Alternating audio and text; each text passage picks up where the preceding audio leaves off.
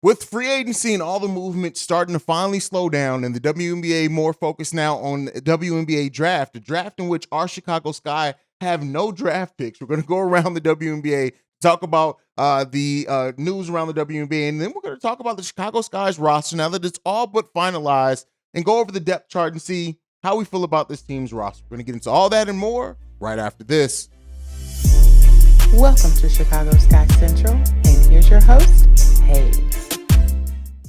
What's going on, Sky fans? Welcome to another episode of Chicago Sky Central. I'm the host here, Haize, and right off the top, you can follow me at CEO Haize if you choose to. And before we get into the Chicago Sky specific topics and news, we're going to go around the WNBA. So first up, Chiney Ogwumike just re-signed with the Los Angeles Lakers. I know I probably murdered that last name. Los Angeles Sparks, I should say. I said the Lakers. The Sparks, last season averaging 7 points per game, 5 rebounds per game. She played 26 games last year for them. She actually was traded to the Sparks in 2019, where she plays with her sister Nneka, who is a beast and a monster. So it was all but a foregone conclusion that she was going to probably re-sign with the Sparks. So, shout out to her there for getting her money and returning to the team and getting to play with her sister. Now, moving in, this is much less like WNBA news overall. This is kind of like, this is off season and it is airing over on WNBA League Pass, which is one of the best values for bang for your buck for like sports subscriptions. So make sure you guys check it out. But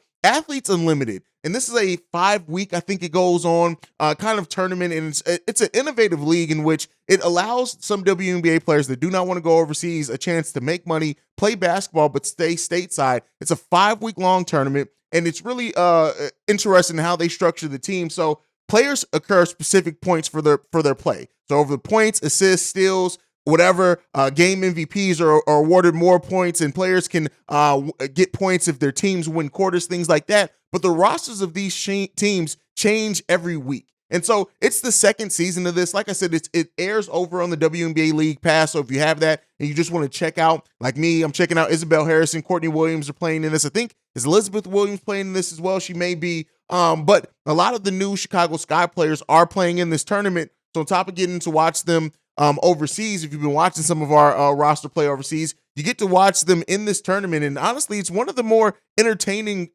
tournaments going on. And it's an innovative league. It's fun to watch the players play. Also be able to still, sit around and well, not sit around, but play, make money, stay stateside, not going around. So, Alicia Gray, Isabel Harrison, our own Natasha Cloud, they're all playing in this. So go and check it out. It's great.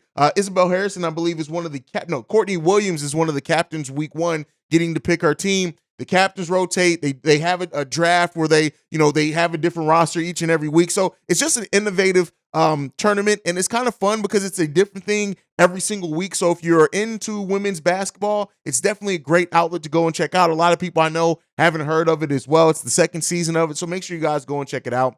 But now, moving off that, so right now, all eyes are towards the WNBA draft. The draft is being held Monday, April 10th, on ESPN at 7 p.m. Eastern Standard Time. I was originally planning on doing a live stream around the WNBA draft, and that's when the Sky were slated to have the 5th overall pick. We don't have that anymore. We don't have any picks actually in this draft. Maybe in the 2nd or 3rd round. I can't remember there. But probably not going to do a live stream off of it, but we'll see who goes where. This is a deep draft. There's a lot of talent, especially towards the top end of this draft. But as we know, with the WNBA, one of the faults of the WNBA is a lot of their first-round picks don't eventually even end up cracking the rotation or sticking on the team because there's a lot of free agents from the 2020 draft class that were drafted in the first round that were free agents this year. So, that's one of the downsides about the WNBA overall. But again, WNBA draft is kind of where everything's focused. A lot of the movement is done around the WNBA right now. And that brings us to the next thing that we have to talk about, and that is the Chicago Sky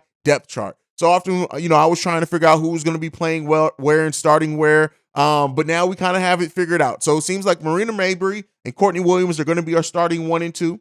You then have Kalia Copper in there as our starting small forward. And I'm guessing it's going to flip between Elizabeth Williams or Isabel Harrison at the starting 4. But Elizabeth Harrison, I think, is going to project more to be our starting center. So you're going to have Elizabeth Williams as the starting 4 more than likely. And so that's a nice starting 5. I do believe that's a tough starting 5. A lot of two-way players there. They're just going to get out in transition, play hard. We also have a Stu coming off the bench. Lee Yaru, who's still, I think, on the roster, who's going to be here as well.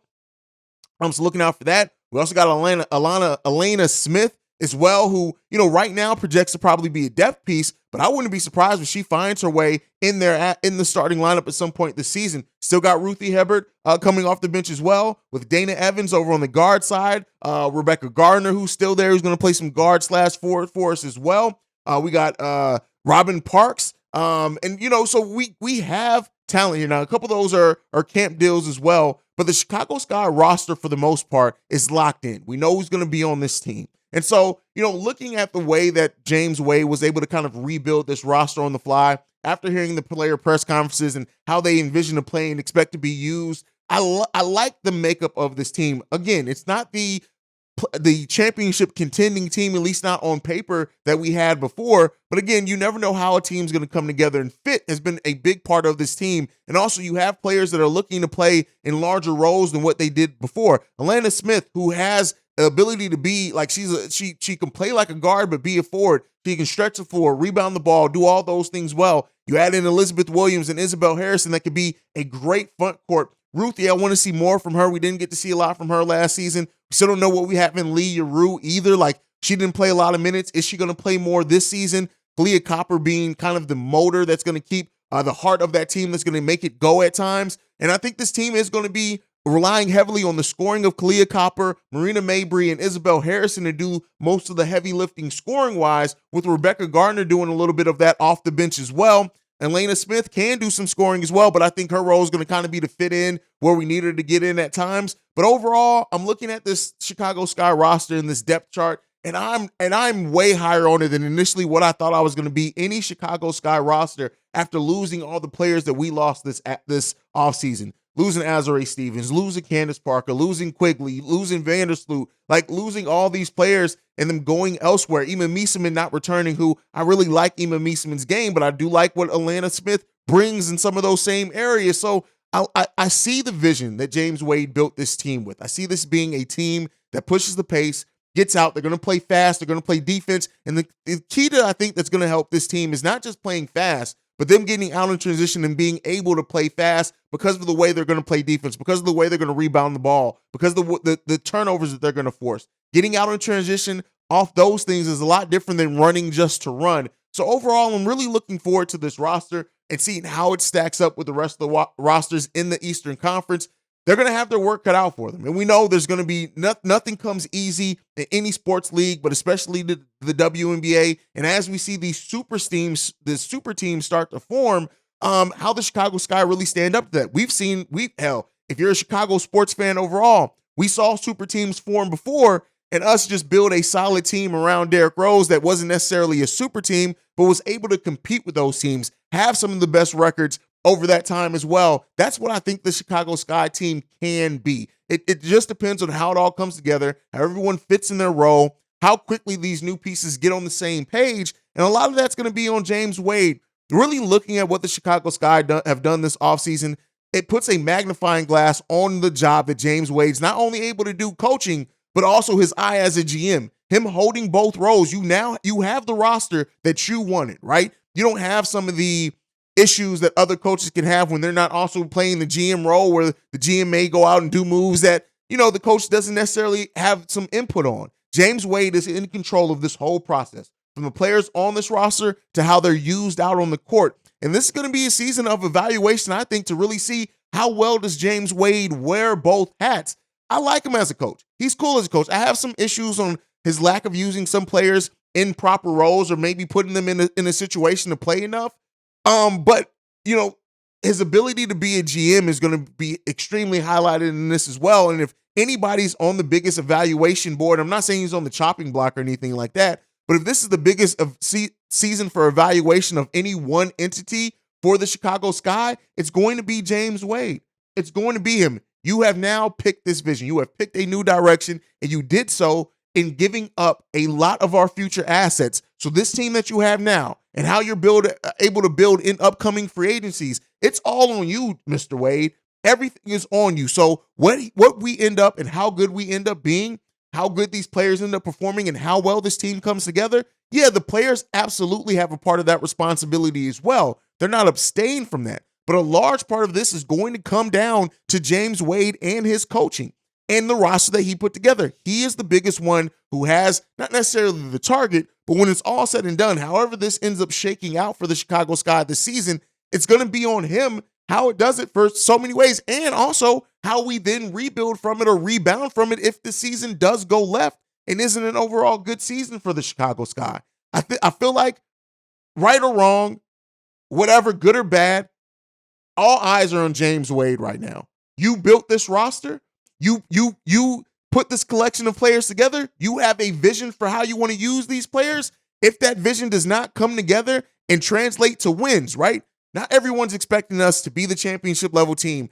Can we be that scrappy team that you say that you have a vision for us for? Are we that team that executes well, and how we come together in the sum of our parts have us punching above our weight? That's what we love for our Chicago Sky teams, is those teams that are scrappy, that play hard, that do the right things. This roster, at least on paper, shapes up to be that. And we're going to continue to see how it all comes together right here on Chicago Sky Central. If you're listening on the podcast side, hit the subscribe button there. If you're watching on the YouTube side, hit the subscribe button over there as well. This will be hands down the number one spot for everything Chicago Sky. That's what this is going to be. I know we started towards the end of last season is when this channel and this podcast started, but now we got a vision, we have a goal, and we have a platform to do so and to do big things on and represent the Chicago Sky and hopefully help grow the game and the awareness of the amazing players and the work that's done down in the WNBA. That is what this channel is going to be. You're going to get your live streams, post games, and all types of things. And as we grow, we can even add more shows to that.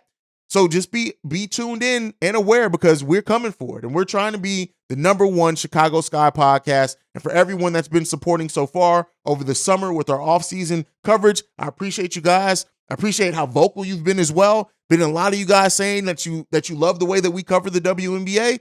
And it's because I legitimately love the WNBA. And I hope that comes through in this. I'm not just covering it for something to talk about. I'm not just covering it for anything else. I love this game, this brand of basketball, and I do think that it deserves much more awareness than what it gets out in the mainstream. So I'm going to do my part to make sure that we get amazing coverage of our team. But that is it for me for today. Make sure that you follow us and the show collectively, Chicago Sky Pod, on every social media platform. You can also send us any feedback, questions, comments, concerns, Chicago Sky Central @gmail.com. And then lastly, if you want to leave us a text message and our voicemail, we do share it with Chicago Bulls Central, but the voicemail is 773-270-2799. We are the number one spot for everything Chicago Sky related. And I'll see you guys next time we go to Skytown. Peace, y'all. This has been a presentation of the Break Media.